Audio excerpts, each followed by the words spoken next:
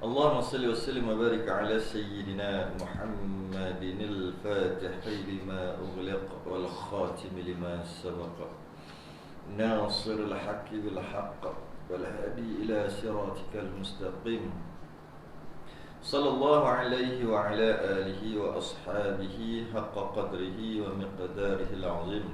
اللهم نور بالكتاب بصري وأطلق به لساني واشرح به صدري واستعمل به جسدي بحولك وقوتك فإنه لا حول ولا قوة إلا بك سبحانك لا علم لنا إلا ما علمتنا إنك أنت العليم الحكيم ولا حول ولا قوة إلا بالله العلي العظيم. أما بعد.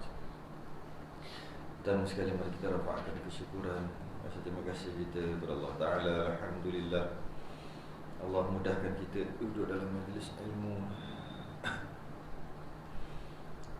untuk sambung bacaan kitab. Ini rezeki ini, nikmat yang sangat besar, nikmat yang sangat besar yang mana Allah beri pada kita dapat duduk. Waktu ni orang tidur, tak tidur lagi kot. Biasa orang waktu ni tengok TV, tengok TV. Kita Allah mudahkan duduk dalam majlis ilmu. Lebih-lebih lagi majlis ilmu yang jadi fardu ain ni, wajib ni, yang orang tak nak apa-apa mengaji sangat. Orang tak berapa nak mengaji sangat dah sekarang ni. Nak mengaji ilmu tinggi-tinggi je. Ilmu fardu ain ni tak berapa nak sangat. Bukannya dia apa, ilmu rendah. Ilmu rendah itu yang jadi macam-macam tu. Malah ada orang tanya dekat Selangor, dekat apa tempat tu nama, Ampang. Ada live lah kat sana. Lepas kita jawab, dia potong. Sekarang dah jadi viral dah. Dah jadi viral dah. Kaitan dengan tu lah, orang tak mau ngaji fardu ain, kemudian baca Quran, tengok terjemahan, lepas tu syarah sendiri. Sekali tak payah semayang. Kerana kalau semayang tu tak khusyuk, menyebabkan masuk neraka. Fawailul lil musallin. Orang semayang masuk neraka. Fawailul lil musallin. Celaka ataupun neraka wail bagi orang yang semayang. Alladzina hum an salatihim sahun, yang lalai daripada semayang, iaitu tak khusyuk, nak masuk neraka wail. Orang tak jawab, kita jawab lah. Sekali kena serang dah. Kena serang dengan geng-geng lah. Kita tak tahu siapa suruh ni, siapa suruh tanya, jawab je lah. Sebab dia tak potong yang tu. Ada satu lagi tu, Allah. Jadi ini ilmu fardu ain. Ilmu ni penting, yang mana dengan ilmu ni lah dapat kita nak tahulah kita ni apa nama ni, yang kita nak amal, yang kita nak belajar yang lain-lain nanti, yang mungkin yang lagi tinggi, benar ataupun tidak. Di penentu dia yang fardu ain ni, dia sebagai pendinding. Fardu ain ni pendinding. Datanglah ajaran ni macam mana sekalipun, walaupun sampai ke tahap tarikat ke, tahap mungkin lebih tinggi daripada tu, lebih pada hakikat, atau mungkin sampai ke makrifat sekalipun, walaupun sampai ke tahap makrifat sekalipun, jika dilanggar syariat tu, habis, tak perlu ambil. Betul. Kerana syariat ni kita boleh panggil kulit lah. Kulit maksudnya luaran, zahir. Kulit. Jadi cakaplah dalam video tu, ada satu benda je, kalau kata ni apa, kulit je. Kulit je ni. Yang penting yang dalam kan, yang tu. Kata kulit pun penting lah. Banyak ayat musangking tu lah. Sebab saya geram dengan musangking. Kita geram nak makan, tapi RM38 sekilo. Saya nak guna contoh tu lah juga. Pergi kat Sungai Buloh. Dekat Sungai Buloh ada tempat tu memang terkenal lah. Kalau time durian tu penuh. Apa nama ni, pergi tengok berapa, RM38 sekilo. Okey, tak apa. Tengok dekat musangking tu ada warna hitam sikit dekat dia punya duri tu. Ada hitam sikit. Macam mungkin bekas jatuh, mungkin kena tarik lembu, kena tanah ke. Lepas tu dia lambat buang pakai tu, dia lambat sikit, mungkin dah 2-3 hari dia jadi hitam. Tapi rasa macam lembik-lembik sikit. 38 RM sekilo. Sebiji lebih kurang 70 lah. Sekarang sekilo 2 kilo sebiji lebih kurang. Nak bayar dengan ada hitam tu sikit. Lepas tu orang tu cakap, bang, luar je dalam tu, kulit je, dalam grade A. Percaya? Nak beli? Nak beli? Tak beli, tak nak ambil risiko.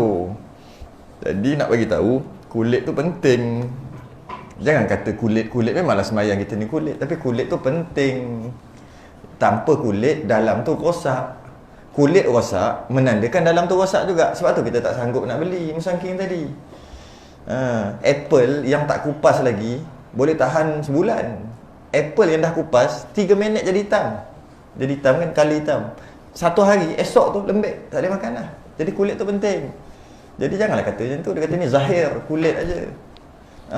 Yang penting batin. Tidak, kulit penting, batin pun penting.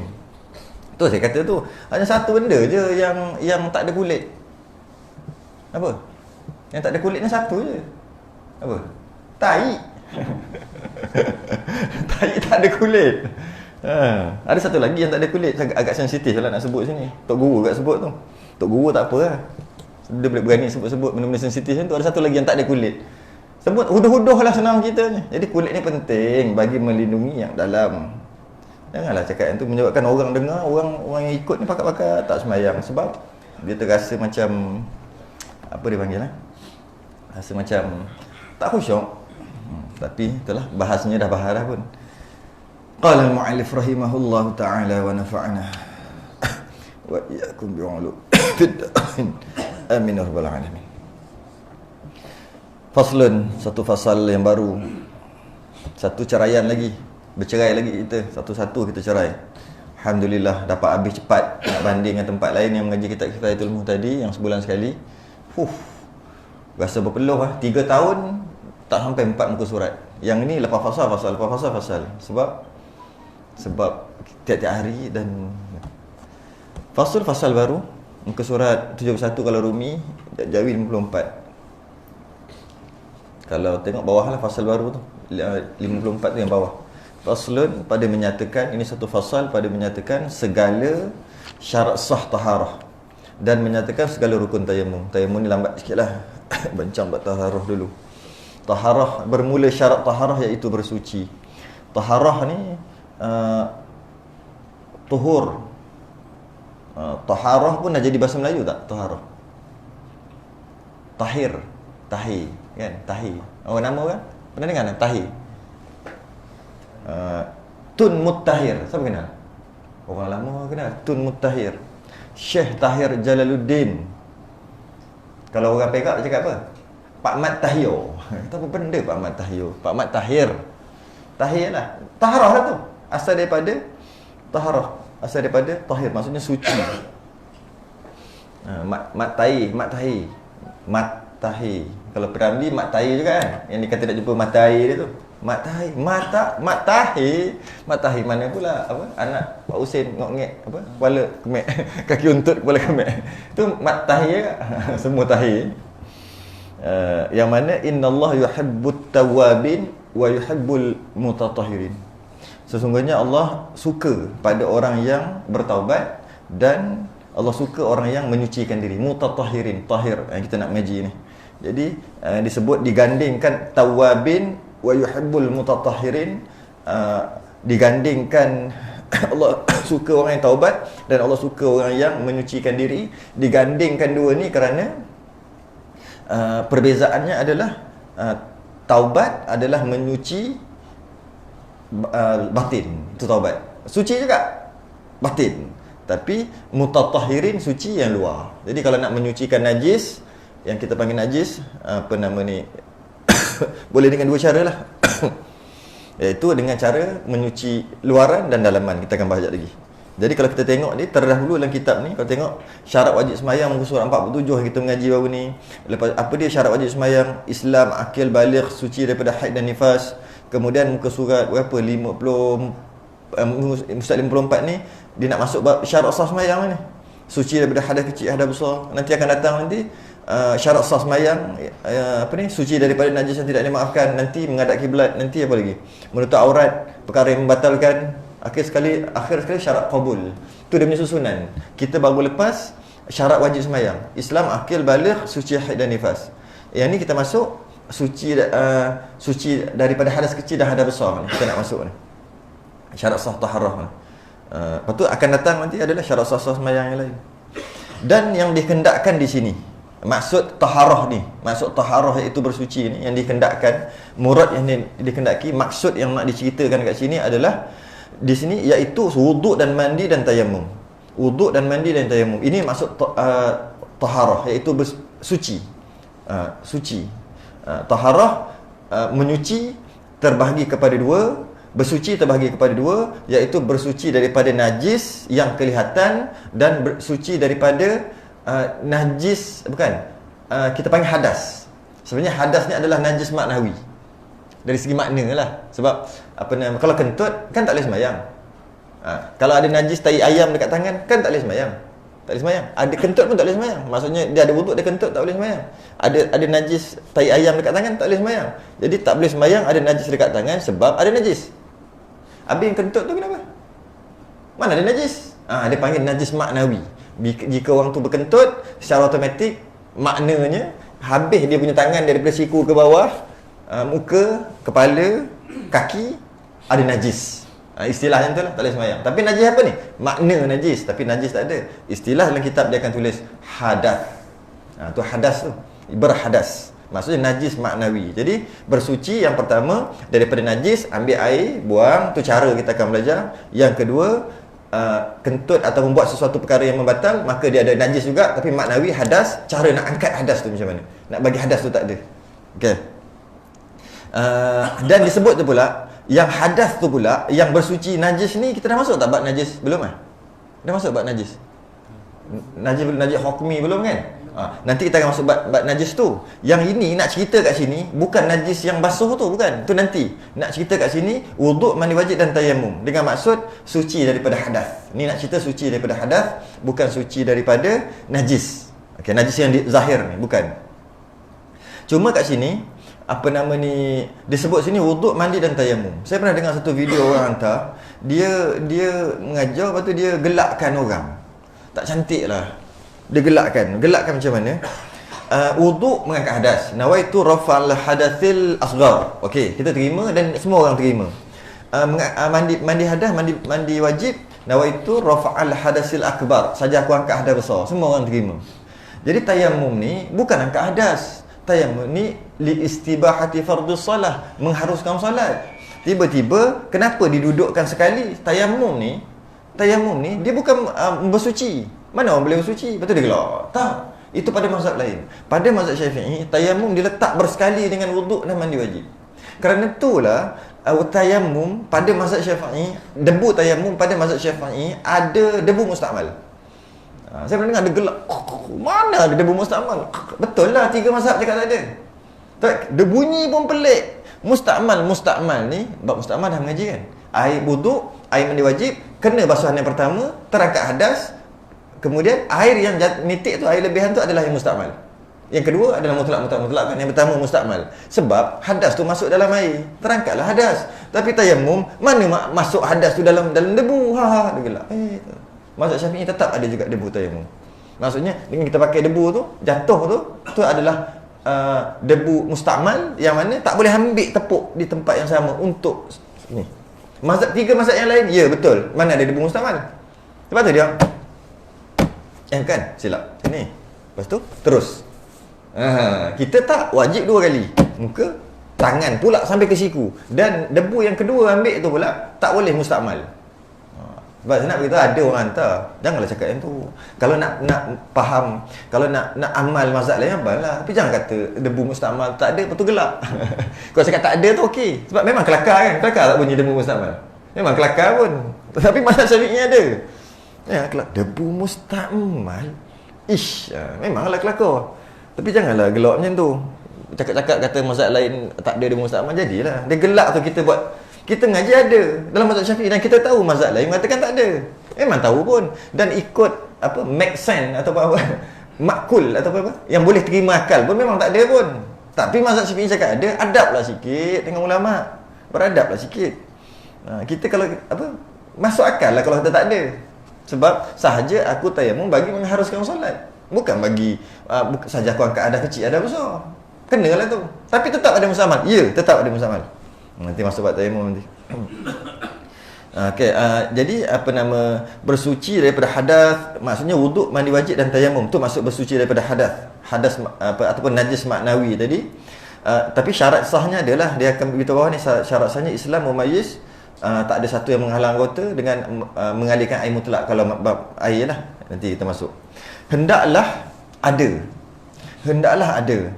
orang yang mengerjakan tiga perkara tadi, wuduk, mandi dan tayamum tadi, ia Islam, itu syaratnya. Maka tiada sah taharah orang kafir, tak sah taharah dengan maksud tak sah wuduk, mandi wajib, tayamum, orang kafir kerana taharah itu ibadah yang berkehendak kepada niat dan kafir bukan ahli baginya. Yang ini maksudnya dia macam ni. Dia sembahyang macam mana? Sembahyang syarat sah sembahyang, syarat wajib sembahyang, Islam akil balik suci daripada haid dan nifas, Islam akil balik suci daripada haid dan nifas. Itu syarat wajib. Syarat sah sembahyang macam-macam. Suci daripada hadas kecil, suci daripada besar, menghadap kiblat, suci daripada najis, tak ada maafkan, macam-macam syarat sah sembahyang. Tak ada pun syarat sah sembahyang itu adalah Islam, tak ada. Ada. Maksudnya kalau tak ada syarat sah sembahyang tu Islam, sekali fikir, sekali tengok, maknanya kalau orang kafir pun sembahyang sah. Dia mesti syarat sah, kan kita dah bincang sebelum ni. Syarat wajib ada, wajib sembahyang. Syarat wajib tak ada, tak wajib sembahyang. Tu maksud syarat wajib. Dia tak balik, tak wajib. Dia tak ada akal, tak wajib. Itu syarat wajib sembahyang. Jika dia ada syarat wajib, tak ada syarat sah, kerana darurah, kena daruri, tak boleh buat apa, terpaksa lah dia sembahyang juga walaupun tak mencukupkan syarat-syarat sah, solat tu nama solat lima waktu. Dah bincang banyak kali dah. Dan syarat sah ni pula maksudnya adalah jika melakukan segala perkara tu sah. Jika tak melakukan perkara syarat sah tu tak sah lah. Tu maksud syarat sah sembahyang. Okey, dan syarat sah sembahyang tak ada pun Islam. Syarat sah sembahyang mana ada? Suci pada hadas kecil, suci pada hadas besar. Semua mana ada Islam.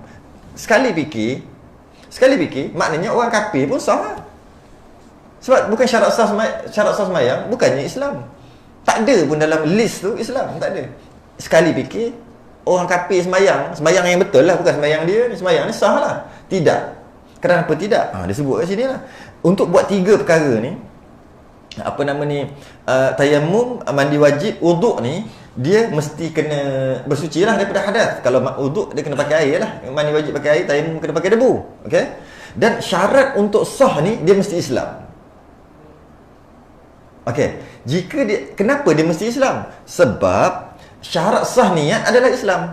Jadi sembahyang ada niat. Ada niat. Syarat sah niat Islam. Secara automatik nak sembahyang pun kena Islam, kalau tidak tak sah. Walaupun tak ada dekat syarat sah, dia ada dekat syarat sah niat.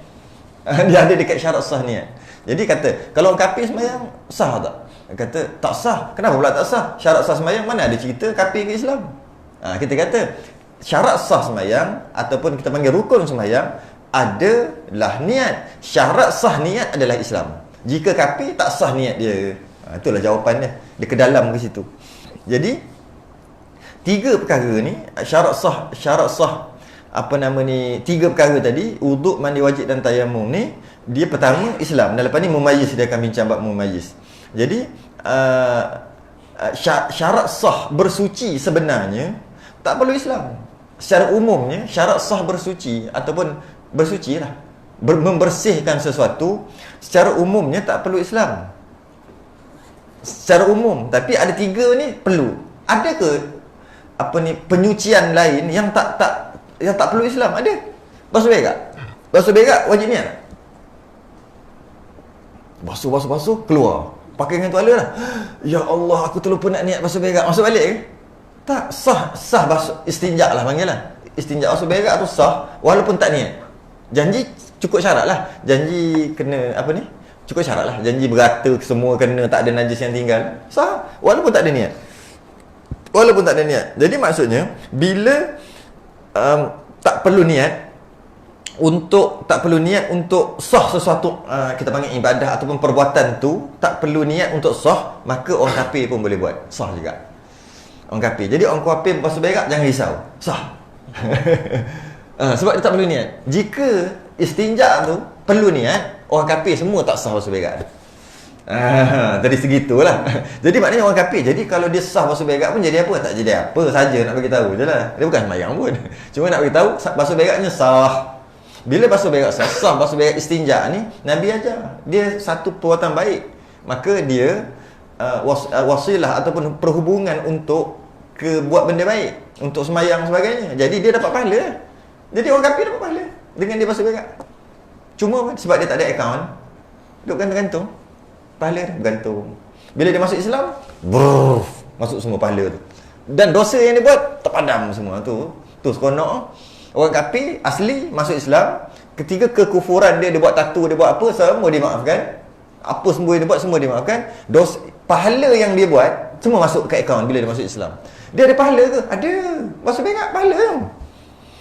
Jika cukup syarat, jika suci lah dia basuh. Basuh najis perlu niat. Ada tai ayam basuh najis perlu niat.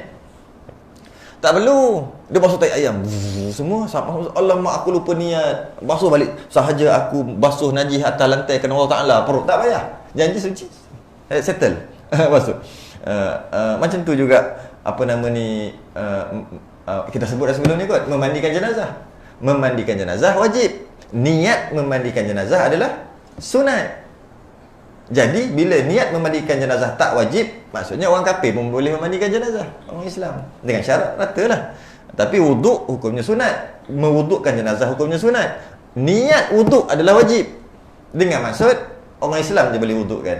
Tu pernah sebut dah sekali kan? Dah sebut dah. Kalau Faizal dia angguk macam tu, maknanya memang dah sebut dah. Memang yakin, confident. Memang confident dah sebut kat sini. Jadi kebaikan yang orang kafir buat ni, yang kebaikan yang orang kafir buat yang tak syarat niat untuk diterima, contohnya istinja tadi, maka ada pahala. Tolong orang wajib niat tak? Tolong orang. Dia tengok makcik tu bawa banyak barang nak masuk dalam bonet macam tu, ataupun nak lintas jalan, nak pergi tunggu bas. Orang kafir ni pergi, bang, saya tolong makcik, saya tolong. Angkat, letak dekat tepi tu, tunggu bas datang, bas naik, dia tolong angkat. Orang kafir dapat pahala? Dapat. Kerana nak tolong orang tak wajib niat. Menolong orang tua ke tak wajib niat. Sedekah wajib niat? Tak wajib niat. Sunat niat sedekah. Malah sedekah dia lagi special case, lagi istimewa. Sedekah boleh niat, yang wajib niat tu zakat. Sebab berkerut tu beritahu zakat wajib niat. Sedekah tak wajib niat. Dan sedekah ni lagi special. Dia boleh niat sebelum bagi. Abang niat nak bagi sedekah lah esok RM100, kan? Walaupun tak bagi lagi dah boleh niat. Satu, ketika kejadian macam nak sedekah, saya sedekah RM100 ketika kejadian kan, itu pun boleh niat. Memang terbaik lah tu. Dan lepas dah ni hilang, esok tu baru niat pun boleh. Maksudnya bagi dah. Lepas tu esok, lusa, tulat, tahun depan baru boleh aku niat nak sedekah. Dah bagi, ya boleh. Dah hilang, dah boleh. Kita tanam mangga, datang burung makan, habis kita punya mangga. Burung, rezeki kau lah burung, aku sedekah je. Boleh tak? Sebab dah makan kan tu. Kalau tak makan lagi, mampu tak sedekah? Boleh ke? Boleh. Betik kita kena makan dengan burung apa? Sedekah je lah kat burung. Dapat pahala. Walaupun setelah benda tu berlaku, ataupun sedang berlaku, sama juga. Sedang berlaku boleh juga. Ataupun dah, ataupun akan berlaku. Jadi macam orang hilang slipper kan kat luar. Tengok slipper, keluar-keluar jadi tak ada slipper.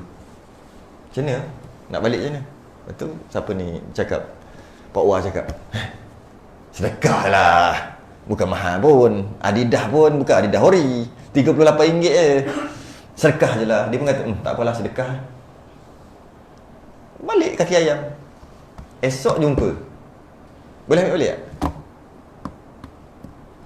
Esok tu, ada balik. Mungkin orang pinjam kot semalam. Boleh ambil balik tak? Tak boleh. Dah sedekah. Dah sedekah. Dah hilang baru sedekah. Ya, boleh. Tak boleh ambil balik. Haram. Dia tidak alhamdulillah rezeki aku lagi. Dia pakai. Tak boleh. Sebab kau dah sedekah semalam. Kena minta kat tuan dia. Tuan mana? Tuan yang ambil tu. Tuan yang ambil betul hantar balik tu. Tu tuan. Letak je lah. Pakailah orang surau pakai, orang masjid pakai, pergi toilet apa. Dapat pahala kat tuan baru yang dia pun tak sedar dia dapat pahala. Tapi yang tuan punya yang beli dapat pahala sedekah je lah. Tu jangan suka-suka sedekah. Macam mana? Tak boleh batal sedekah. Sedekah tak boleh batal. Orang Melayu panggil buruk siku. Tak boleh batal. Sedekah tak boleh batal. Aku membatalkan sedekah aku. Tak boleh. Kerana tu, apa ni, ibu, dia tak wajib bagi susu kat anak dia. Ketika kecil. Tak wajib. Wajibnya bapak bagi susu. Tapi bapak tak ada susu. Bapak minta mak bagi susu. Itu jadi sebab tu boleh bayar. Kalau menyusu tu boleh bayar. Aku nak tahu. Boleh bayar tu maksud boleh minta. Maksudnya, bang, anak ni lapar bang. Aku bagi susu lah. RM20 satu kali. Satu pam. Boleh. Sebab tu, ingat tak dulu, zaman dulu semua, zaman Nabi dulu, bila anak dia bawa pergi kat orang lain susu. Kalau dia bukannya semata-mata untuk ibu dia bawa pergi kat orang lain. Nabi kita sendiri bawa pergi. Ibu susuannya ada berapa orang? Jadi kewajipan memberi makan kepada anak adalah ayah, bukan mak. Jadi mak kebetulan ada susu, yang mana susu tu tuannya adalah suami punya. Sebab tanpa suami takkan keluar susu.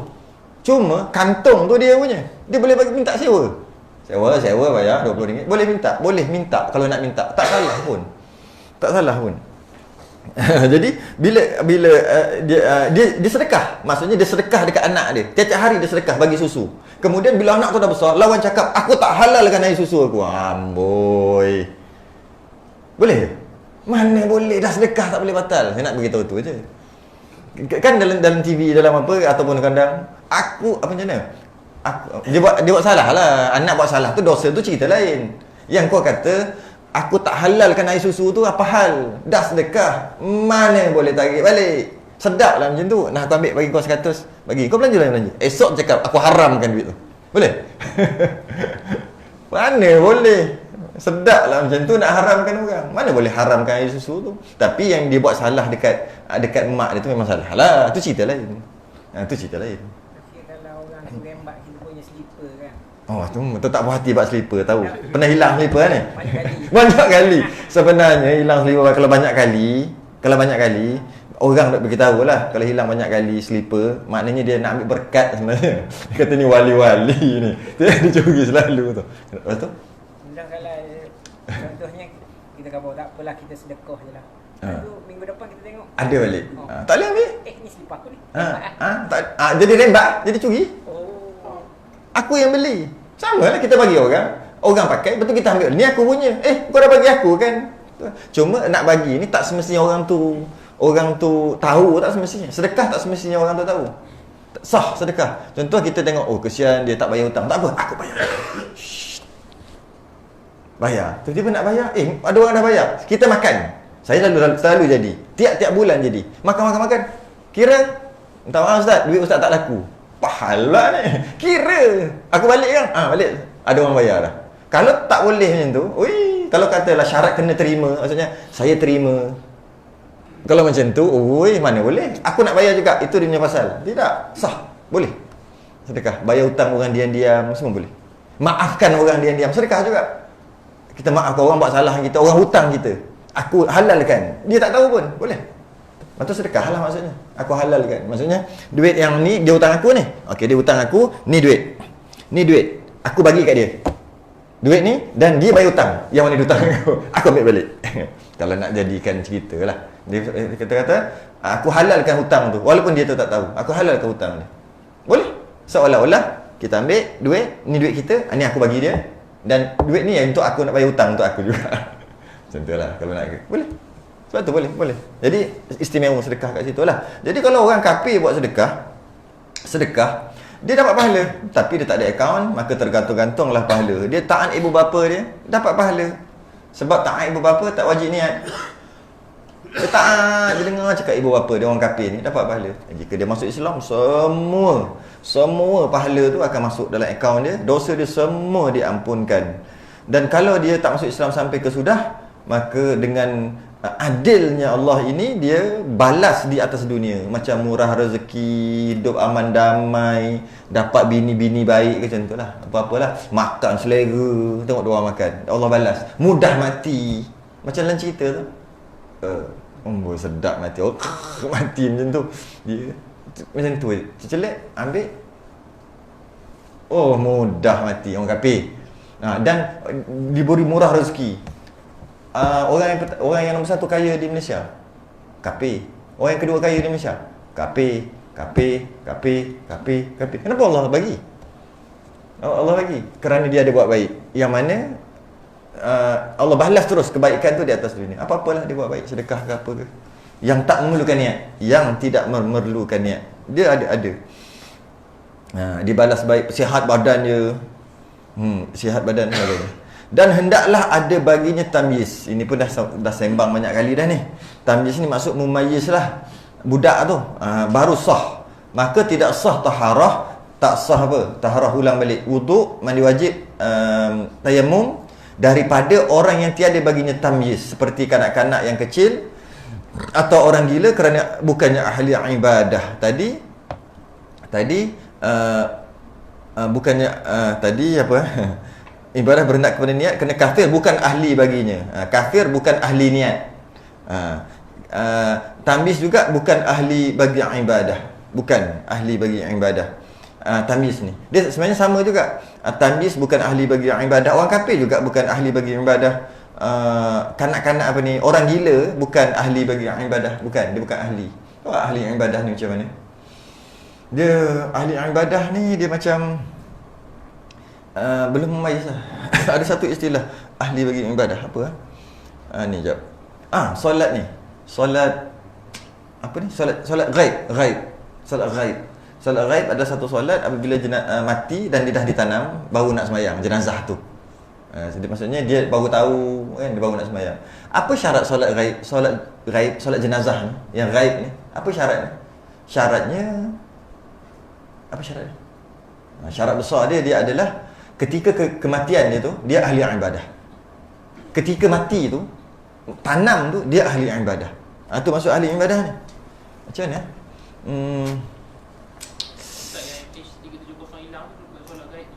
Dia ahli ibadah. Itu cerita lain. Tapi bolehlah kalau nak cerita pasal tu. Itu bukan masalah situ. Itu bukan masalah Islam tak Islam. Kalau katalah dia Islam sekalipun, kita boleh je. Kalau kata boleh semayang jenazah sekalipun, ghaib sekalipun, boleh je. Aku solat ghaib, orang Islam sahaja, boleh. Tak semestinya kena borong macam tu. Tapi yang tak boleh solat ghaib dalam masalah tu bukan masalah ahli ibadah ataupun tidak, Islam ataupun tidak. Masalah tu tak cukup syarat sah solat jenazah, tak cukup syarat sah solat jenazah atau solat ghaib, samalah. Apa syarat sah solat jenazah? Bukan rukun yang takbir tu syarat sah. Apa syarat dia? Setelah dimandikan. Masa bila orang mandi kan? Satu, tentang tak mati. Tak tahu, tentang mati. Tak tahu juga kalau mati sekalipun. Siapa mandi kan? Dengan tak mandi, tak boleh lah solat jenazah. Bila tak boleh solat jenazah, ghaib pun tak boleh.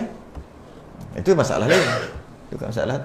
Jadi ahli ibadah ni, solat ghaib ni, dia antara syarat dia adalah ahli ibadah. Ketika kematian ditanam tu, jenazah tu, dia adalah ahli niat ataupun ahli ibadah. Maksud dia apa?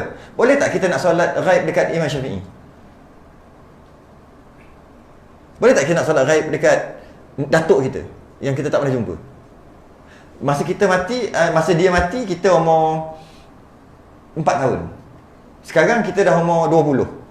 Tahu datuk kau lah yang ni, Allah dah baik ni, dia lah banyak bagi duit, kau sakit dulu, sakit jantung dia bagi duit. Tak apalah, nak solat ghaib untuk dia, solat jenazah ghaib lah. Sebab solat jenazah ghaib ni dia tak ada had, dia boleh bila-bila masa kematian tu, dia boleh setahun, 2 tahun, berapa lama pun boleh. Cuma dia ada syarat dia ketika kematian tu, ketika ditanam tu, dia adalah ahli ibadah. Jadi kita tak bolehlah solat ghaib dekat Imam Syafi'i. Kerana ketika Imam Syafi'i wafat, kita jadi bukan ahli ibadah, tak ada pun lagi. Kita tak bolehlah solat ghaib dekat datuk kita. Sebab ketika datuk kita meninggal, kita bukan ahli ibadah, ahli niat, bukan. Jadi jadi tak bolehlah nak solat ghaib. Hanya boleh solat ghaib jika kita waktu tu umur 20 tahun duduk kat luar negara. Macam tu lah. Jadi bila mati kita tak tahu, balik-balik 5, 6 tahun, 10 tahun kita bawa balik belajar. Allah, kenapa tak bagi tahu atuk mati? Dia boleh solat ghaib. dekat kubur ke kat mana ke dia boleh solat ghaib, kerana ketika kematian tu dia ahli ibadah, umur 20 tahun dah. Tu maksud ahli ibadah, nak bincang pasal ahli ibadah ni je. Okey, jadi orang gila bukan ahli ibadah. Jadi dia tak sah lah dia punya wuduk. Budak kecil pun sama juga, bukan ahli ibadah. Tak sah lah dia punya wuduk, dia punya mandi wajib. Mandi wajib mana boleh. Kalau mandi wajib jadi baligh pula kan. Tayammum dia tak sah. Niat dia semua tak sah. Contohnya dia nak buat haji atau umrah untuk anak dia. Ada orang macam tu, pelik sungguh. Baiklah bagi adik-beradik ke siapa-siapa yang tak pergi haji lagi. Dia buat untuk anak tu haji. Anak berapa? 4 tahun. Tak ni lagi. Dia buat haji, buat umrah. Buat apa? Memang boleh. Boleh sah. Caranya macam mana? Dia tolong niatkan untuk anak dia yang tak mumayyiz lagi tu. Niatkan. Macam ni niat saya tak tahu lah. Nawaitul hajja wa ahramtu bihima. Macam mana? Bukan macam tu. Macam mana niat? Inilah umrah bagi anak ni, anak kecil ni. Kena Allah Ta'ala. Macam tu lah. Dia kena niatkan. Macam kita niat, sahaja aku wudukkan jenazah ini. Macam tu lah. Aku berniat untuk melakukan ihram bagi dia. Macam tu kan. Jadi anak tu. Jadi pakai buat dengan anak tu. Jadi anak tu dapatlah haji, dapatlah umrah. Walaupun dapat macam tu, dia tak ada akaun juga. Tak tangis mana ada akaun. Tergantung pahala. Pahala dia masuk kat bapak dia. Lepas tu pula bila dia besar nanti, kewajipan haji tu tetap ada juga bila dia balik. Jadi no point. Tapi ada orang buat macam tu. Banyak duit sangat kot. Tak ada point. Baik dia bagi orang lain untuk buat haji umrah tu. Dia buat untuk anak dia yang umur 4-5 tahun ni lah, yang belum mumayyiz. Dan yang dikehendakkan daripada mumayyiz itu, dia nak syarah pula mumayyiz tu apa benda. Tapi kita syarah dulu lama dah ni. Iaitu tahu membezakan antara baik dan yang jahat. Dia tahu, jangan pukul, sakit, jangan. Atau baik, buat baik-baik kawan. Tu baik tu lah, tahulah baik buruk. Dapat makan dengan sendirinya. Baik buruk juga maksudnya najis tu lah. Maksudnya dapat geli. Kalau dia buang air lama-lama gatal, dia buka perang jatuh. Dia pun main tai dia tu. Tu belum tu. Tu belum main tu. Sama juga dengan orang tua nyanyuk apa semua, dia masuk colek dia pakai. Ada orang nyanyuk. Mana bukan mayis tu. Sebab mayis ni tak semestinya budak kecil, dia juga budak orang tua yang dipanggil orang tua bangka dia panggil. Tua nyanyuk, bukan tua bangka, tua nyanyuk. Tak mayis lah. Jadi niat dia tak sah. Dia tak boleh tanya. Jadi sebab tu dia tak wajib ni. Tak wajib sembahyang apa, sebab dah nyanyuk kan. Nyanyuk tahap 4 lah. Nyanyuk yang on off tu masih lagi wajib. Kejap ingat, kejap tak ingat, kejap ingat, letak motor kat sini, cari kat tempat lain. Yang itu lepas tu biasanya masih lagi on off. Maksudnya okey lagi. Time dia on wajib sembahyang. Time dia off biasa tahap 2, tahap 3 tu. Tahap 4 dah habis dah nyanyuk. Termasuklah puasa. Nyanyuk wajib puasa tak? Masuk wajib bayar fidyah tak? Nyanyuk tak wajib puasa. Dia tak mayis. Tak ada fidyah. Yang kata fidyah ni terlalu tua sampai kan tak boleh puasa. Tapi akal ada lagi. Kewajipan tu ada. Itu yang kena fidyah satu cupak tu. Okey, apa lagi? Okey, makan minum sendiri. Dia makan suap masuk mulut, tak masuk telinga. Bersuci dengan sendirinya. Mudarat apa ni? Manfaat dan mudarat dia kenal lah. Ada orang tua dulu cakap, kenal tangan kiri. Ini kiri kanan. Kiri, ini kanan. Kiri. Macam-macam lah betul-betul. Dan ketiadaan suatu yang menegah sampai air kepada anggota yang dibasuhnya, atau yang disapuhkan dia daripada getah dan lilin.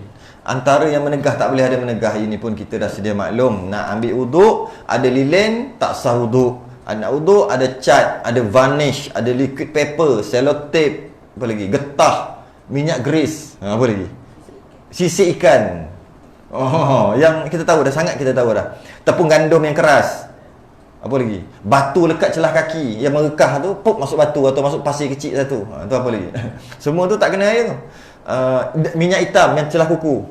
Minyak hitam yang tu, celah kuku. Baru ni ada orang tanya ni. Dia pomen tapi ada celah kuku dia ni. Jadi dia bila pomen main dengan minyak hitam. Dia tanya dia, minyak hitam tu kenapa minyak hitam tu dipanggil minyak hitam? Sedangkan ketika kita beli dia tak hitam. Dia macam minyak masak je kan? Dia bukan minyak warna hitam. Dia macam minyak masak je. Macam minyak tu lah. Kenapa panggil minyak hitam? Bila dia masuk dalam enjin, piston dia panggil. Kan? Yang tu masuk minyak di situ. dia akan membakar. Dia akan membakar lah, sebab tu kena tukar tu. Dan dia ada serbuk besi, sedikit-sedikit dia akan bukan serpihan, dia panggil apa? Serbuk-serbuk tu akan keluar sikit lah, sikit gila lah. Jadi campur dengan minyak tu, dengan haba lagi, panas lagi, itu yang dia jadi macam hitam. Asal masuk-masuk macam minyak masak je. Jadi maknanya bila dipegang, sedangkan kalau kita ambil minyak hitam, kita tuang dekat tangan kita basuh dengan air pun hilang minyak-minyak gitu. Tak ada pun hitam. Tapi bila kita ambil minyak hitam yang telah dipakai, kita letak, dia ada pula celah-celah kuku yang hitam. Maknanya yang celah kuku tu bukan minyak. Benda yang dalam motor tu lah, dalam enjin tu, benda apa tu, benda-benda besi-besi tu. Jadi ada itu. Jadi dia pomen. Secara umum bagi orang, kebanyakan orang awam biasa tak boleh, dia kena sucikan juga, putihkan juga. Kan. Tak boleh, tak dimaafkan. Cuma bagi orang yang duk main perkara tu hari-hari, dia dimaafkan. Hari-hari tu dimaafkan macam mana? Nak sembahyang Zuhur, masa biasa Zuhur, Maghrib, Zuhur, Asar, Maghrib. Isyak lama, subuh tak masuk kerja lagi. Dia Zuhur, Asar, Maghrib yang masalah. Kena buat sedaya upaya dia, dan yang balance tu dimaafkan setelah sedaya upaya. Samalah macam orang main-main apa, yang selalu main taik ke, maksud dia kerja main dengan taik hari-hari, kadang-kadang ada percikan sedikit-sikit, dia maafkan. Kalau tidak, dia kata memang susah. Kebanyakan pomen tak semayang sebab tu dia kata. Yang betul-betul nak jaga, dia kena keluar auto Zuhur. Lepas tu sama kerja pegang minyak hitam lagi, nak semayang Asar. Maghrib paling susah, dia kata. Nak semayang Maghrib, Allah, lelaki sekali. Tu lah. Jadi macam sebenarnya tak kisah, ambil buat mana yang boleh, dimaafkan balance itu. Sebab dia kerja benda tu hari-hari. Tapi kalau kita yang bukan pomen, kita tengok, tukar rantai. Kita pun cek tekan. Kita nak jadi pomen kan, biasa. Bang, ketat sikit bang. Bang ni bang, bubuh minyak kita kan, kita pegang ni. Okey. Masuk waktu, dia kata, dah siap dah ni, tapi jom kita semayang dulu. Jom lah. 2 orang pergi. Pomen dengan ni yang tuan punya motor ni, tuan punya kereta. Pergi, pomen tu ambil berus, ambil. Yang dia ni pun ambil sama buat juga semayang. Ketika semayang, yang pomen ni ada lagi celah-celah sikit yang payah nak buang. Dia pun ada juga, sebab dia payahkan nak buang ujung-ujung ni. Dia tak sah, pomen tu sah. Pomen sah. Macam najis apa, jeluak tu muntah baby kan. Jeluak tu muntah baby kan. Kalau muntah Abang Haji tak panggil jeluak kot. Abang Haji jeluak tak. Itu muntah. Budak yang mana muntah dia tu, jeluak dia tu, jika dah sampai maidah, dah sampai perut, kemudian keluar balik, biasalah muntah susu tu dia akan ada bau masam, dan dia akan najis lah. Semayang tak sah. Tapi ibu yang menyusu, kadang-kadang anak tu jeluak, ada dekat kawasan-kawasan dia menyusu tu, kadang-kadang jeluak. Jadi walaupun dia tak basuh, semayang dia sah, dimaafkan sebab dia menyusu. Tapi kalau dekat bapak punya tak kena jeluak tu, tak dimaafkan. Dia sama. Dia banyak lagi perkara lain. Kita akan masuk satu lah nanti. Apa lagi? Lilin. Jadi kalau air, jangan ada sesuatu yang menegahkan air tu daripada kena kulit, tak boleh. Kalau tayamum pun sama. Kalau ada cat, dia tengah cat, pop ada. Kemudian dia nak tayamum, katalah sebab tertentu dia kena tayamum, tak boleh, tak sah juga tayamum. Walaupun tayamum tu isyarat je, bukan kena betul-betul kan. Bukan letak, bukan buat isyarat aja. Tiba-tiba ada cat sikit je cat, tetap tak sah tayamum dia kena buang. Tayamum termasuk sekali. Dan duri yang besar sekira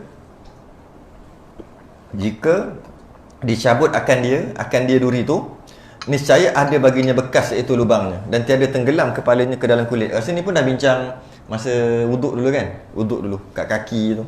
Jadi maksudnya duri yang besar tak sah wuduk, mandi wajib, tayamum. Duri kecil sah. Cara kita nak kesan, nak tahu kadar mana dia masuk besar, kadar mana dia kata kecil, jika kita takdirkan, kita anggarkan, kita tengok, kita sangka, jika ni duri ni, kalau aku cabut ada bulat tak? Jika ada bulat, kan maknanya besar. Bukan dia cabut. Kalau dia cabut, ambillah betul. Cerita ni, nak cabut ke tak? Kena duri. Nak cabut ke tak? Sah tak wuduk aku kalau aku ambil? Sah tak mandi wajib aku kalau aku tak cabut? Jadi dia cuma fikir, dia cuma anggarkan. Kalau cabut, ada lubang tak? Ada ni. Besar. Wajib cabut. Kalau tidak, tak sah. Mandi wajib, tak sah. Tayamum, semua tak sah. Kalau tak ada ni, tak ada kesan, tak wajib cabut. Biasanya macam miang buluh tu, rasa sakit tapi tak ada macam tu lah. Tapi kalau kena selumbar, semilu. Selumbar ke semilu? Semilu tu apa? Semilu tu nama cerita, nama filem. Selumbar. Ada bahasa lain tak? Ada, pernah dengar bahasa lain. Yang masuk. Semilu dia panggil. Semilu buluh. Bukan semilu. Selumbar betul. Nah, selumbar. Masuk selumbar kan ada mata, ada kepala, bukan mata, kepala dia tu kan. Macam tu lah. Tak salah. Ini boleh dikiaskan dalam drip. Drip boleh kiaskan. Pun kita dah bincang sebelum ni kan. Masuk drip, kenapa perlu tayamum? Ataupun kenapa tak sah wuduk? Kerana ada duri. Tak kisahlah kita panggil duri lah, yang dicocok untuk masuk air masuk tu. Itu sebab tu tak sah wuduk jika ada drip.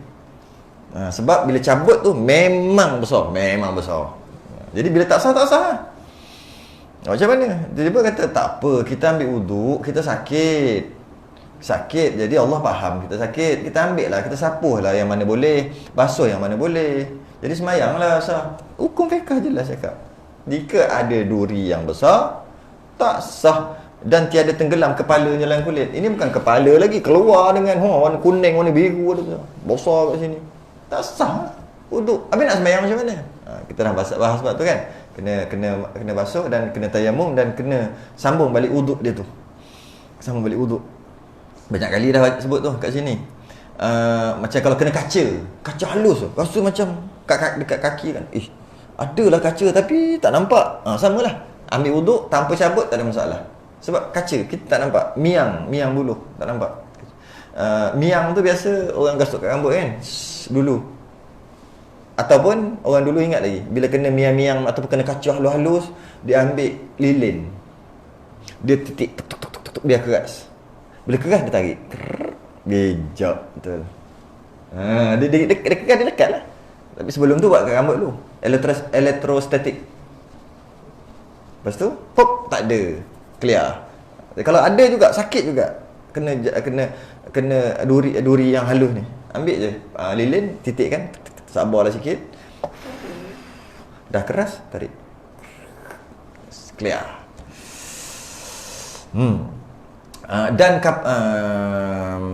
Dan seperti kapur pula, kapur tak boleh ke? Kapur boleh kapur. Dia kata jika ada kapur, tak sah wuduk, mana wajib tayamum. Macam mana? Kapur ni ada dua keadaan. Yang mana kapur ni, kapur bukan kapur cair lah, kapur yang dia mengeras, tu maksud dia. Kapur keras melang-melang lagi, tu maksud kapur tu. Kapur yang dia keras, kena kat badan, betul dia keras, betul kita kena kopek macam tu. Menghalang air lah kalau kapur tu. Orang dulu banyak main kapur tu, disebut kapur. Dan satu lagi, seperti kapur juga, boleh kita kiaskan, boleh kita lari sikit perbahasan kepada air tu jadi mutaghayyir. Air dah masuk kan? Mutaghayyir dah masuk. Air mutlak, muqayyad, air kelapa, air tebu, dah sikit. Kenapa sikit? Oh, sup maghrib.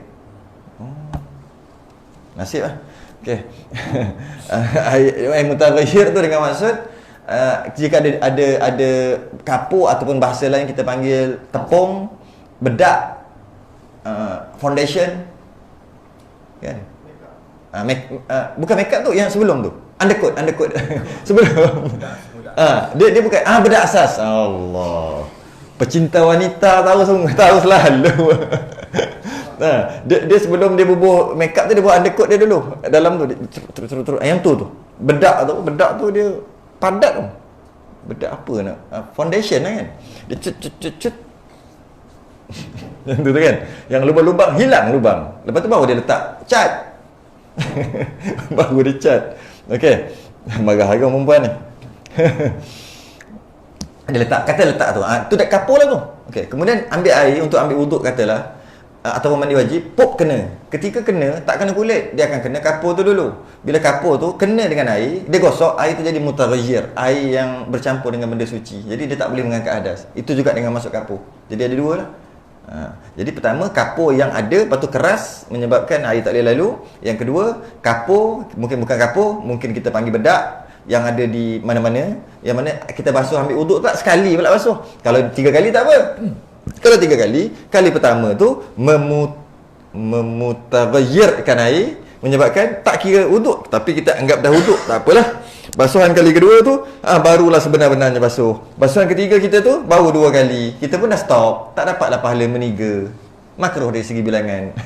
Sebenarnya kita rasa 3, sebenarnya 2. Tak apalah, janji sah. Ni yang buat sekali tu. Sekali je. Air dah mutaghayyir dah berubah dah air tu. Habis, tak dengan angkat hadas. Lepas tu tangan pun basuh sekali. Habis ya. Tapi kita tak ada masalah tu kot. Macam apa dia? Tatu. Tatu yang budak makan chewing gum, betul tepek perak tu. Yang seposen tu, bukan yang tatu tu tatu ke? Tatu tu hilang terus. Tatu sungguh. Oh, tatu ni tak silap, cara untuk buat tatu, dia ada satu mesin dia tu, jarum, lepas tu dalam tu ada color. Color tu ink. Color lah ink tu. Dia campuran sebatian color tu, dia ada unsur plastik. Lepas tu, bila dia kena dekat apa nama kulit, dia cocok, dia hancurkan kulit, macam dia lukakan kulit, keluar darah. Darah tu akan bercampur pula dengan color tadi tu. Itu yang boleh tahan lama tu. Bukan tahan lama, tak hilang. Dia masuk dalam kulit. Benda tu tak ada buang. Jika ada tatu, tak sah. Yang pertama, yang sah hanya satu je. Kafir dia buat ketika kafir. Masuk Islam, dia maaf. Biasalah. Memang lah kan, kafir dia maaf. Yang tak dimaaf jika dia Islam. Kemudian dia buat tatu. Dan dia nak ambil wuduk. Dia bertaubat lah lepas tu kan. Dia bertaubat, nak ambil wuduk. Yang itu ada sedikit perbahasan yang agak panjang juga, keras juga tu, di antara Ibn Hajar dengan Syarani. Yang mana untuk sah dia kena taubat nasuha. Taubat sungguh-sungguh lah. Taubat nasuha, sungguh-sungguh taubat. Dan dia dimaafkan bagi dia. Macam mana pun yang keras, dia kata kena tayamum setiap kali. Sian dia. Kena tayamum setiap kali nak sembahyang, dia kena tayamum bagi menggantikan tempat yang tak kena. Sebab memang tak kena. Kau buat dalam Islam, tak dimaafkan. Habis tu macam mana? Tayamum je pun lepas ambil wuduk, kalau ada kat tangan, macam tu lah. Masa basuh tangan tu, lap, tepuk sekejap je, habis tak sampai seminit. Tangan, sambung kepala, kaki. Sebab tak dimaafkan. 2. Tapi biasanya yang dimaafkan tu lah, sebab dia dah taubat. Tapi kadang-kadang kita tengok dia kena taubat sungguh. Dalam sekejap. Minhajul Abidin jelas sebut sempurnakan segala rukun taubat, tak barulah sah, barulah dimaafkan. Jika tak sempurnakan rukun taubat, tak dimaafkan. Walaupun dia dah bertaubat dengan dicakap taubat, kan rukun taubat kan ada 5 kan. Antara rukun taubatnya dia tak nak buat lagi, berjanji tak nak buat lagi, lepas tu macam-macam lah. Dia tengok perbuatan dia tu jijik. Tapi kalau kita tengok, antaranya dia tak boleh cerita kat orang, dia kena tutup aib dia. Tapi tengok orang kadang-kadang pakai macam tu, ada kat sini, tapi baik. Macam mana dia sempurnakan rukun taubat dia? Ni marah lagi orang gangster, mampus aku ke depan ni. Tak, dia sempurnakan rukun taubat. Kalau dia dekat muka, takkan nak pakai burdah. Okey, biarlah dia muka, tak ada masalah. Tapi yang kat sini, kenapa tak tutup? Kenapa buka? Rukun taubat antaranya jijik tengok perbuatan tu. Antara rukun taubat untuk sah taubat, rukun taubat nasuha, dia kena jijik tengok. Tu. Tengok tu. Ni tu dulu. Sekarang panjang. Sekarang baik, ejek surau lagi, ejek masjid lagi. Tapi kenapa tak macam tak sempurna rukun taubat? Kenapa tak boleh pakai macam ni? Kalau orang dekat muka tak apa tadi. Nak macam mana? Takkan nak pakai burdah. Biasa buat separuh kan? Takkan nak tutup separuh. Tak boleh buat apa. Kalau kat sini, apa salah aku buka? Kalau dekat sini ada dragon. Asal buka ni, pakai kancing. Nak tanya je. Memang dah taubat pun. Sempurna tak rukun taubat tu? Kalau ada dekat betih ke dekat mana ke, kenapa? Biasa kat tangan. Kenapa selak? Apa tujuan tu? Nampak macam tak bertaubat ni. Dah taubat. Apa maksud taubat? Maksud taubat dah tak buat dah. Bukan. 5 rukun taubat. Tak buat satu. Menyesal tak? Menyesal lah. Rukun menyesal lah. Sempurna rukun menyesal. Apa rukun menyesal? Rukun menyesal jijik. Jijik tak? Nak muntah lah tengok. Tak. Tak cukup sempurna. Tak sempurna rukun taubat. Jadi kesan dia kat mana? Kesan dia kat uduk nanti. Tu yang kerah lah. Ibn Hajar. Jadi sebab tu kata apa nama ni, dia diumpamakan orang makan sedap-sedap. Siakap 3 rasa. Ketika makan tu dia rasa seronok, dia terasa bangga, dia terasa sedap, semua dia terasa ketika dia makan siakap 3 rasa tu. Best apa. Kemudian bila balik rumah sakit perut. Keluar najis tu yang berasal daripada siakap tadi itulah. Dia tengok najis tu tak sama dah dia tengok siakap tadi. Sama ke? Dia tengok siakap. Dia tengok najis yang keluar. Sedap. Macam dia tengok sedap. Najis tu macam dia tengok siakap. Ada tak? Tak kan? Geli kan? Macam tu tengok geli satu tu. Kenapa? Relax je. Tu nak tanya tu. Kenapa tak tutup? Kenapa tak macam tutup terus? Kenapa? Sajalah tutup. Tak nak beritahu tak. Kenapa macam tunjuk je? Macam tak geli je. Macam lepas dia sakit perut, makan siakap tu, dia tengok najis dia. Okey, dia pegang sian kau Ya Allah, nak tak? Flash sebelum tu, aku nak beritahu lah, kenang aku dalam doamu. Macam tu ke? Tak. Tu tarik. Tak nak tengok. Macam tu lah tattoo yang dekat badan dia. Tak nak tengok. Tak nak. Maksud dia sendiri tak nak tengok. Mungkin dia pergi kumpul duit, pergi Singapura, buat laser tu bagi hilang. Dia tak hilang pun, dia jadi huduh jadi. Tapi hitam. Mungkin dia berjemur tengah panas tiap-tiap hari, bagi jadi hitam supaya tak nampak. Buat sesuatu yang jijik. Macam mana kita segera kita tengok najis tu, segera kita tak nak tengok dia. Sedangkan dia asal daripada siakap 3 rasa. Jadi sempurnakan rukun taubat. Jika sempurna semua tu, tak nak buat lagi apa? Kenapa tak nak buat? Dah tua dah. Tapi kalau muda nak, tak cukup juga rukun taubat. Sempurnakan segala rukun taubat. Wuduk dia walaupun menghalang air sah. Ni cerita orang yang dalam Islam buat kafir settle. Kafir buat settle. Dan juga ini orang yang dia Islam kemudian dia kafir, ni murtad. Kemudian masuk Islam balik. Ketika murtad tu dia buat juga tak dimaafkan. Yang dimaafkan hanya kafir asli. Sebab dia tak ada lagi syariat Islam di mana tahu. Itu dimaafkan totally. Jadi sungguh-sungguh. Jadi kalau kata tak apa, dia buat dekat sini, dia tak bakar tangan, mandi wajib, problem juga. Kalau wuduk tak ada masalah, buat tattoo sini tak ada masalah wuduk. Sampai bila kau tak nak berjunuk? Tu je nak tanya. Jangan tengok kelik, mana boleh tahan. Nak kahwin kena berjunuk. Takkan nak cari yang umur 93. Apa barang? Hati-hatilah dari segi tu. Jadi kalau ada tattoo, secara umumnya dia dimaafkan. Tapi bila kita detailkan sikit, berlaku perbahasan khilaf di antara dua ulama. Malah sama kalau kita nak kaitkan dengan jenazah yang kita nak mandi, kita tengok ada tattoo. Adakah boleh kita cuma mandikan jenazah, kemudian tak apalah, dia dah bertaubat kan, dah taubat, okeylah, lepas tu boleh sembahyang? Tidak. Tak. Pendapat muktamad dalam mazhab Syafi'i, tak boleh sembahyang dengan dia. Haram siapa sembahyang dengan dia. Okay, nak mandikan jenazah, tengok ada tattoo. Tengok tattoo sungguh ni. Bukan tattoo, dia sungguh. Macam mana dia mandi? Dia mandikan, kemudian dia tayamum. Lepas pada tu dia wajib tayamum. Okey, habis kat situ. Mandi dan tayamum tu sepakat, selesai. Kemudian sembahyang. Dia kena kata, tak maaf lah ya, selesaikanlah, saya nak balik dah. Tak sembahyangkan dia. Bagi saya mengaji, tak boleh sembahyangkan. Jadi tanam saja. Tanam saja. Sampai hati kau buat, kalau kat anak aku ke, kat ayah aku ke, kat abang aku, sampai hati kau macam tu. Jangan risau pakcik, mati dia tetap sah dekat dia. Jangan risau, matinya tetap sah. Bukan dengan tak semayang matinya tak sah. Dan jika dia ahli syurga, tetap dia masuk syurga walaupun kita tak semayangkan dia. Kerana menyembahyangkan tu adalah kewajipan orang hidup, bukan orang mati. Jangan risau. Tak semayangkan abang aku yang gangster dulu, sekarang dah taubat dah. Apa ni, tak semayangkan, habislah dia ahli neraka. Tidak. Jika benar dia syurga juga. Sembahyang kita tak ada kena-kena pun. Sama ada dia ke mana-ke mana. Sebab kita minta doa, ya Allah, kau ampunkanlah dia. Dari segi dia tu, apa amalan yang dia buat, semua, kalau jika ahli sa'adah, ahli syurga, ahli jannah, masuklah jannah. Kalau ahli nar, masuk nar. Tak ada kena-mengena dengan sembahyang kita tu. Kerana sembahyang jenazah adalah syariat orang hidup, bukan orang mati. Kita sembahyangkan dia tetap matinya sah, kita tak sembahyangkan dia pun tetap matinya sah. Bukan kena tanam. Jika tak tanam. Jadi pendapat muktamad mengatakan tak boleh sembahyang. Kerana syarat sah sembahyang jenazah sama macam tadi. Sempurna mandi. Mandi dia tak sempurna.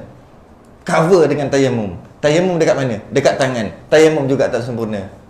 Tanam tanpa sembahyang. Ini pernah jadi kat saya sekali seumur hidup. Tak, dua kali. Sekali dia buat macam tu, jadi kami pun balik macam tu je, tak sembahyang. Lepas tu marah, orang tua rumah marah. Apa kau tak sembahyang? Pondok lebih gini-gini. Apa pula? Sembahyang lah kau nak sembahyang.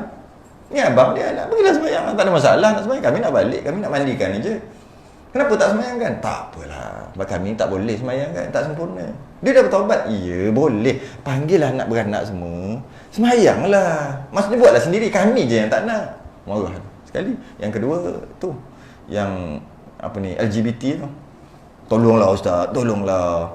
Cek balik 68 km ni, jauh ni. Lalu karya saya ni, langkah berapa biji masjid ni. Marah apa ni, Bilal jenazah dekat tempat tu. Tak, orang semua tak datang. Datang ke sini. Teruknya kampung tu ni fardu kifayah lah. Diorang tak apa. Ni sekarang dah mati dah 10 jam dah. Tak, kita betul ke tidak ni? Iya. Okey, sekali pergi. Sekali buka tengok. Dish. 3 hari tak boleh tidur. 3 hari tak boleh tidur. Macam perempuan sebiji, rambut panjang. Color. Karat, warna karat. Lepas tu apa nama, muka, hidung syuk macam tu. Mata. Lepas tu ni tetap ada, tak boleh buang. Ni ada. Lepas tu bawah. Lepas tu kat bawah tu Allah. Sampai ke bawah. Tengok potong pula. Ya Allah, mampus aku dah datang 68 km ni, takkan nak balik. Nak kena sempurnakan fardu kifayah. Tu antara itu. Akhir sekali tak sembahyang juga. Itu boleh sembahyang saja, tak mau sembahyang. Suruh orang lain sembahyangkan. 2 kali terjadi. Ngeri, tak mau jadi dah lah. Janganlah jadi LGBT tu. Okey. Jadi kalau tatu, jika ada tatu, kalau kita dalamkan lagi, sempurnakan rukun taubat, kata Ibnu Hajar, baru dimaafkan. Kalau tidak, tak maaf. Rukun taubat nak tengok kat mana? Minhajul Abidin. 5 rukun taubat. Ilmu dan sebagainya lah. Aqabah tu nak lalu semua. Dan lainnya, kapur dan lainnya. Seperti minyak yang beku. Ni minyak yang beku. Minyak beku ni macam ni. Korban buat sup, makan. Lepas tu borak. 10 minit nak basuh. Jadi apa tangan? Tu lah. Kita punya badan ni 98.6 Fahrenheit. Betul? Doktor? 98 kan? 98.6 Fahrenheit. Maksudnya dia panas, badan panas, dia akan cairkan bam tu menyerap. Itu tak apa. Bam yang disapu. Dengan kita sapu bam, kemudian ambil uduk, tak perlu basuh sabun, tak perlu. Dia tak ada masalah. Ni bam yang banyak. Macam tu lah. Maksudnya ada dakwat, disebut jirim dakwat. Dakwat kena jatuh, kita basuh, sah uduk walaupun hitam. Kerana yang hitam tu asar, kesan daripada dakwat. Macam inai tadi. Bukan jirim dakwat. Yang tak boleh ni, letak jatuh apa dakwat, biar. Sejam kan dia jadi macam melekit macam tu kan. Yang itu tak sah. Kena basuh. Basuh. Hitam, yang tu sah. Tak ada masalah. Macam kena bolpen sama. Kena semua sah, tak ada masalah. Yang tak boleh jirim dakwat. Dan inai. Inai tak boleh. Macam mana ni? Inai boleh? Inai. Macam mana? Inai tak boleh. Dan inai. Maksud ni, tengoklah ataf dan tu. Jirim dakwat dan inai, maksud jirim dakwat dan jirim inai. Jangan macam inai saja, dan tu. Jadi maksudnya jirim dakwat dan jirim inai. Jirim inai ni apa? Pakai inai, zaman dulu ni inai kan. Macam tu kan. Tumbuk. Tu jirim inai. Lepas tu dia melekat. Esok tu nak bangun sembahyang subuh kan, melekat. Kita pun buang macam tu lebih kurang, ambil wuduk. Nanti lu buat wuduk lu. Basuh. Bila basuh, apa nama ni, ada lagi sikit, kalau takkanlah ada macam lampau lah kalau macam tu, basuh dulu, ada apa, melekat, itulah maksud jiriminai, bukan inai. Yang tinggal kesan tu, asar tu, maksud warna color tu settle lah. Color tu memang boleh, color apa ni, kesan daripada inai tu. Orang lelaki boleh ke tidak pakai inai? Inai ni perhiasan lelaki ke perempuan? Perempuan. Pakai perhiasan perempuan macam pakai subang, macam pakai sama gincu, pakai shadow, pakai gelang, tapi itulah dia ada memang masalah lah sikit kat situ. Jadi tapi kita tengok, kita nak ambil contemporary kejap. Kita masuk contemporary, itu cara nak lepas dia. Contemporary dia kata 3. Wallahualam ambil kat mana. Lelaki hanya boleh pakai 3. Tak boleh lebih. Saya tak tahu mana usul-usul. Tapi kalau kita cari-cari, jumpalah fatwa-fatwa terbaru contemporary. 3 je dia kata boleh. Ni dengan ni. Itu pun tak boleh macam mana? Separuh, 50%. Itu pun saya tak tahu ambil daripada mana. Cuma tengok fatwa-fatwa yang terbaru lah. Maksudnya macam ni je boleh, ataupun macam ni, ataupun macam ni. Penuh tak boleh. Ini tak boleh. Tu lah masalah kat tu. Tapi sebenarnya inai ni adalah perhiasan orang perempuan. Jika orang lelaki pakai, dia nama menyerupai orang perempuan. Secara asalnya tak boleh. Kecuali nak berubat, kan dia naik cekang apa kan, dia memang pakai inai. Untuk ubat je. Antara cekang tangan, kaki pun sama. Cekang ke cekam? Cekam. Sebayang, bayar tahulah. Ni bahasa ni. Cagu tu, ubat dia adalah inai. Bubuk banyak-banyak. Yang itu lelaki perempuan tak ada masalah. Kalau tak ada tu pakai, dia payah sikit nak buat. Tapi hukum asalnya memang tak boleh. Dia macam pakai jam. Payah nak cakap. Jam tapi dia punya bentuk cantik je. Apa beza dengan gelang? Kalau jam tu memang jam, tak apa, jam tapi tu tengok. Macam orang kata nak jam tu lah, belakang tu ada manik-manik lah, apalah. Dah jadi gelang ke jam tu sebenarnya? Jam berfungsi sekalipun, jam berfungsi, tapi kenapa comel cantik macam gelang? Sekarang ni dia sebenarnya gelang. Dia nak, kalau betul-betul jam, lepas tu betul jam, tak apa. Yang lelaki ni dia samalah, payah nak sebut kan. Jam takkan tak boleh nak tengok. Tahu jam, tapi kenapa kat bawah tu, okey katalah gelang haram pakai kan orang lelaki. Bengal betul. Bukan bongo. Bengal haram kan? Kita tahu semua orang lelaki tak boleh pakai bengal. Okey, kerat sikit depan bengal tu, letak kepala bulat yang ada jam. Pam, boleh tak? Sudah. Tu je nak beritahu, boleh tak? Ini main-main ni, sebenarnya tak boleh. Jam bulat kecil macam ni, pop letak. Sekarang pakai bengal ke pakai jam? Pakai jam. Dah boleh ke?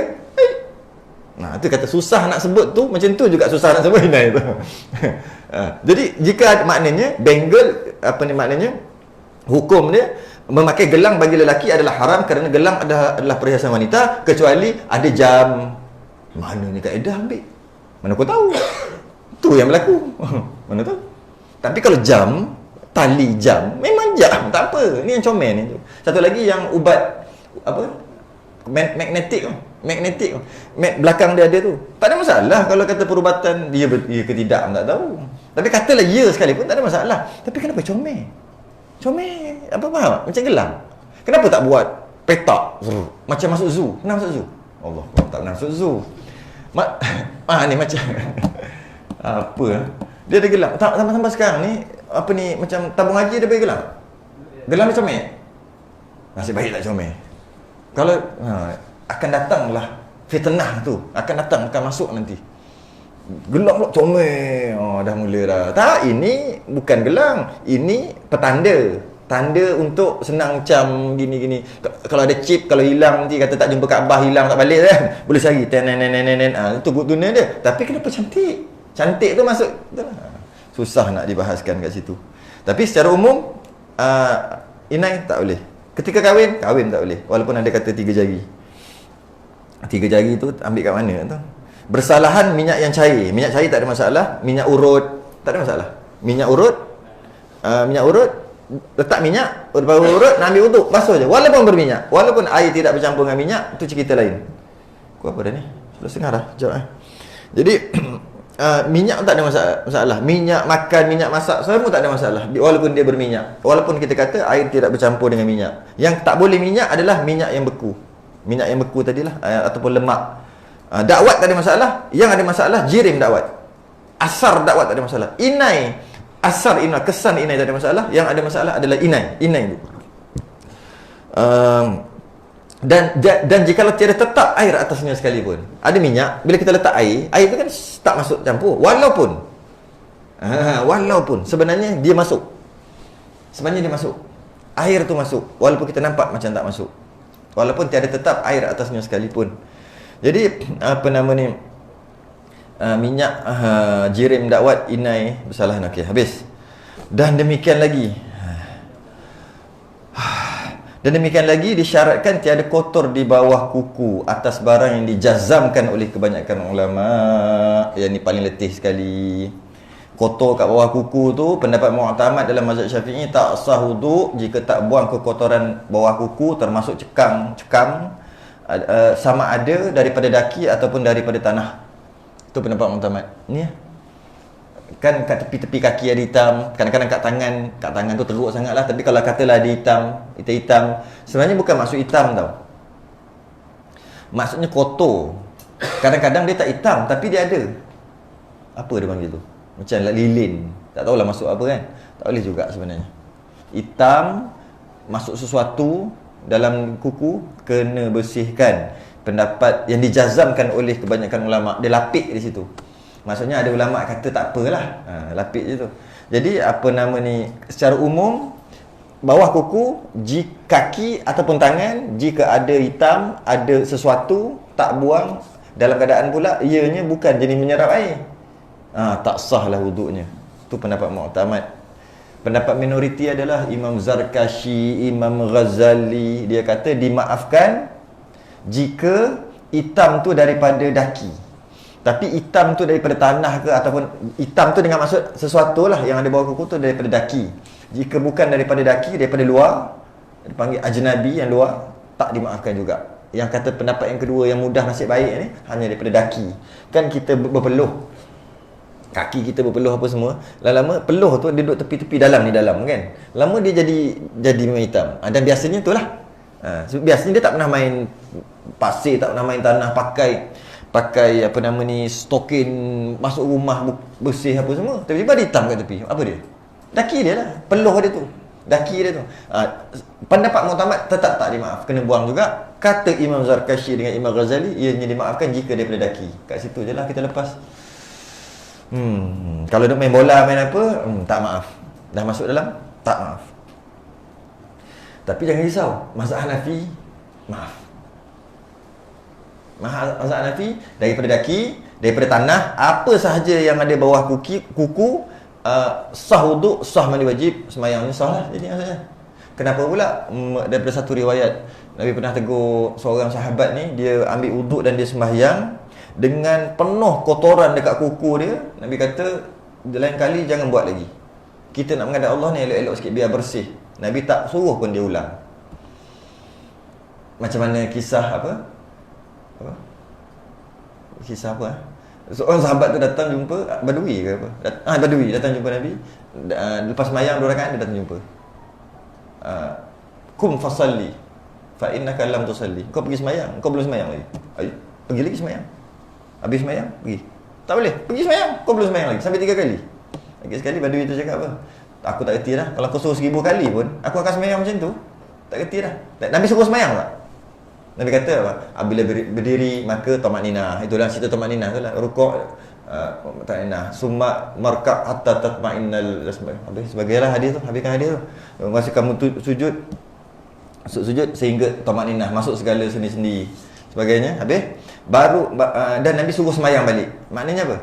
Sembahyang balik. Maknanya tak sah. Yang ni Nabi kata lain kali jangan buat, penuh kotor ni, kerat. Baik. Tak suruh pun. Kuat jugalah. Mazhab Hanafi mengatakan tak kisah, sunat aja. Kat situ pun selamat lagi. Selamat kita. Dan mengalir dan mengalir air pada segala anggota. Ini bab air lah, mandi wajib dengan wuduk. Segala anggota mengalir, yang dibasuhkan dia, maka tiada memadai disapukan dia dengan air, dengan ketiadaan mengalirnya kerana tak mengalir. Macam mana? Kerana yang demikian itu tidak dinamakan membasuh. Ni faghsilu wamsahu lah ni, dua ayat. Faghsilu basuh lemak bahas, basuh maksudnya air itu mesti mengalir, ataupun air itu tak mengalir tapi ada kemampuan untuk mengalir. Yang tak faham yang kedua ni, yang kata kena bru. Orang dulu sedap lah. Anak begok, anak kencing kat tengah tu, dia ambil bru sebab dia ada lubang kat tengah-tengah tu.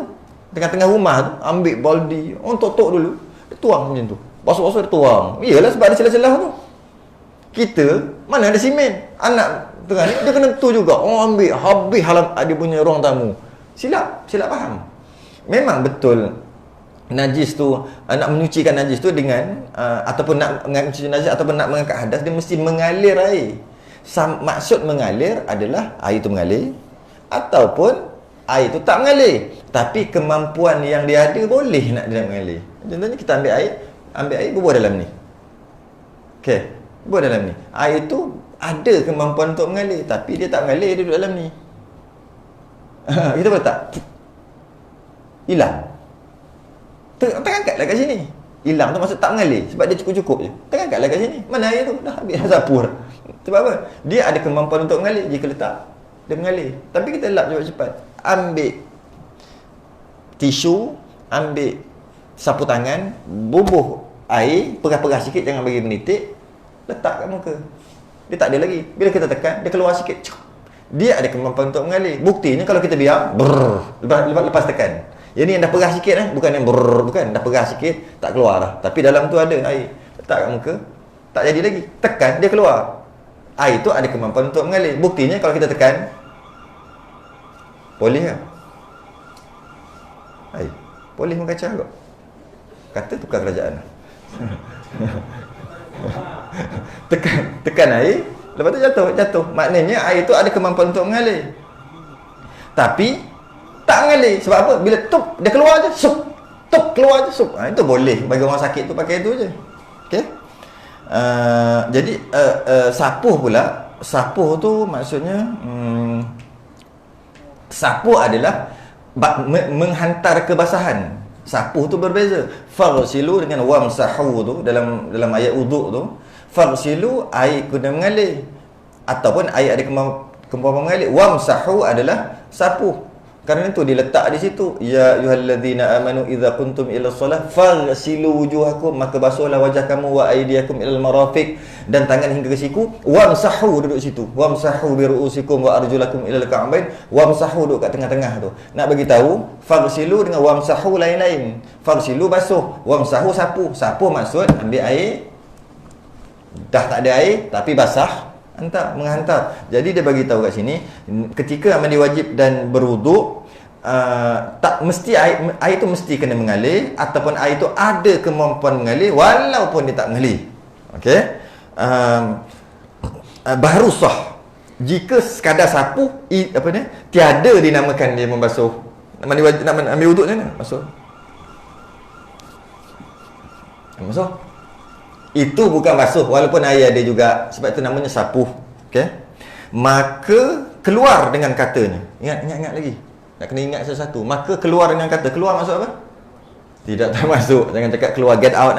Maka keluar dengan katanya yang dibasuhkan itu, maka tak termasuk. Basuh tu ialah anggota yang disapuhkan dia. Memanglah seperti menyapuh kepala pada wuduk, maka tiada disyaratkan mengalir padanya. Ialah kepala, sapuh kepala, tak syarat mengalir sebab wamsahu. Jadi jika mengalir tak ada masalah, kerana dalam sapuh, dalam basuh ada sapuh. Betul tak? Dalam sapuh tak ada basuh. Dalam basuh ada sapuh.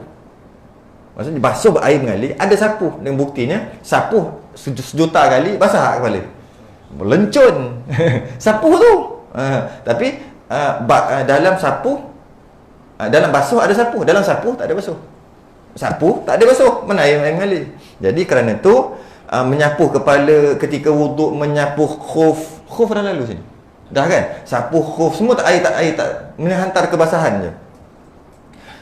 maka tidak disyaratkan mengalir. Bila sebut tak disyarat, jika alirkan juga boleh. Hukum 3 hukum. Hukum pertama, harus, walaupun disuruh sapu tapi basuh juga. Lawan cakap. Pertama, hukum harus. Ada juga. Yang kedua, pendapat mengatakan makruh, yang kerana lawan cakap. Orang suruh sapu, dia pergi basuh. Makruh, sah lagi. Yang ketiga, cakap haram, tak sah. Sebab benda mudah pun nak lawan. Yang mutamat adalah satu, iaitu harus, boleh je.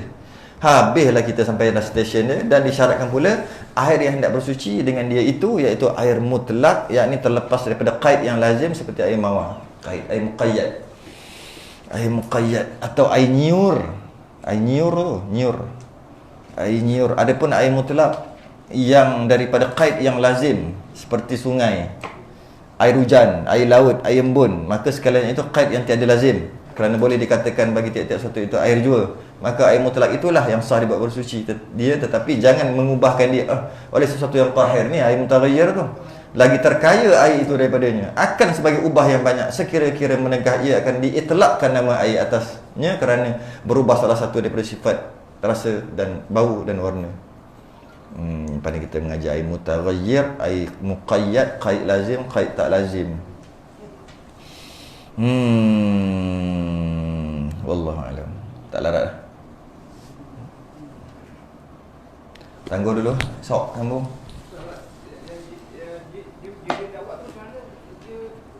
Jirin dakwat. Jirin. Jisim ni berat. Jirim dakwat maksudnya macam ni. Dakwat yang cair tu kena kita biar lama-lama, dia akan melekit tau. Dia akan berkeras. Jadi banyak tu ada, kalau kita basuh dia akan hilang separuh. Yang tu kita tekan pun tak melekat. Yang kau tekan melekat, itu jirim tu. Tekan tak ada dah, tapi hitam. Itu asar, kesan, itu tak ada masalah. Yang pergi ada, selagi ada, selagi tu ada jirim. Tu yang tak boleh. Kalau tekan tak ada, tapi ada pada yang asal ni boleh.